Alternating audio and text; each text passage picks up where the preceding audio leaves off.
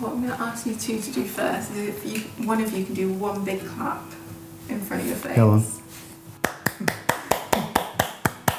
Keep going. Just do one big clap. Oh, okay.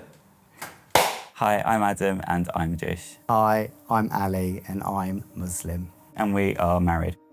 I went to religious schools my whole life. My family, my upbringing wasn't overly religious. I was in quite a religious environment for most of the day at school. So it still plays a big part in my life. I may not be traditionally religious in terms of keeping all the exact customs and rules, but it still plays a big part in my identity and my values. So with myself, my family were very liberal. We did celebrate Eid every year, and I just remember going to the mosque with my dad. But growing up, you know, I did then start learning more about my faith and about my religion. I had met obviously Jewish people in my life growing up, but I wasn't really aware of their festivals. I knew on Friday they had Shabbat, and that's all I really knew. When I met Adam and I started learning more about his faith and his religion, I knew it was really important to him. Friday night dinners with his family, and that was very similar to me and my family, because every Friday night we would have our Friday night's dinner.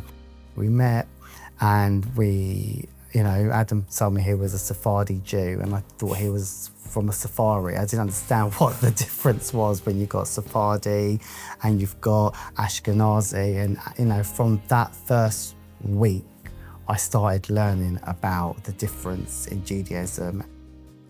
So I'm making our own kind of take on chicken shawarma, like chicken kebabs.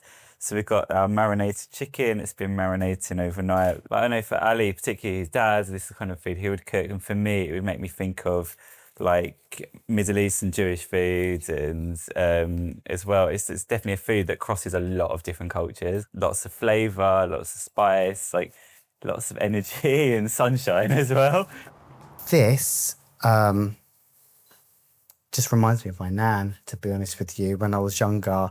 And then as I got older and then met Adam, he then reintroduced it to me when we went to Israel, and it was one of Adam's favourite as well. Something that I didn't really know anyone else knew this, but it was like quite unique. I was like, we both quite slightly different names, but we both absolutely love this dessert, yeah. So I guess what you learn in a textbook about a religion or a festival, and then what individual families do, can also be really different as well. My family are not full-on practicing Muslims, but we still have our faith and culture that we still do celebrate, and that's really lovely. I guess from a culture perspective, it just felt actually everything felt really similar, really familiar as well. Like food we liked, it was all really similar, just different names. Like it's music we like, the way that our families are, and the way their kind of quirks and mannerisms are really similar. And I think that's really brought us together initially as well. I guess the challenges for us in our relationship as well that we both understood was that there's a big sense of what would people think. They're small communities, things are very tight-knit, so there is a worry from people of what would this person think, what this person think, which is the more traditional parts, I guess, of being from a smaller community. What I would say to someone who believes that interfaith relationships won't work is you need to find your own path and your own way of doing things. Like, you absolutely just got to find what's right for you, and whether that's taking bits from both your cultures or nothing from both your cultures and just doing you and your own and what works for you, whether it's taking religion or not taking religion. I think families can apply a pressure in different levels, and I've seen it with different friends as well.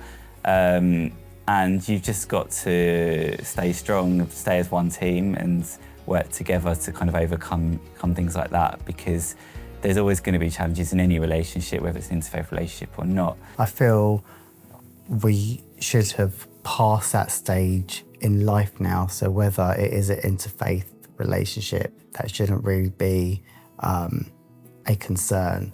Someone made us glasses with our names on. So every single person at the wedding I attended has got these glasses on.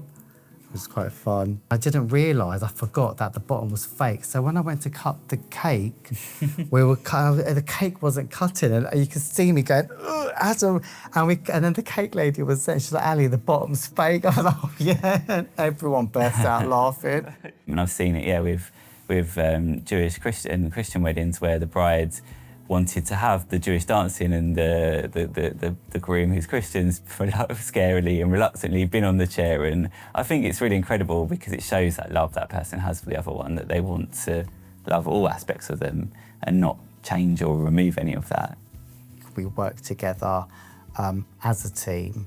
Don't get me wrong, I know we can annoy each other sometimes because that's just life, unfortunately.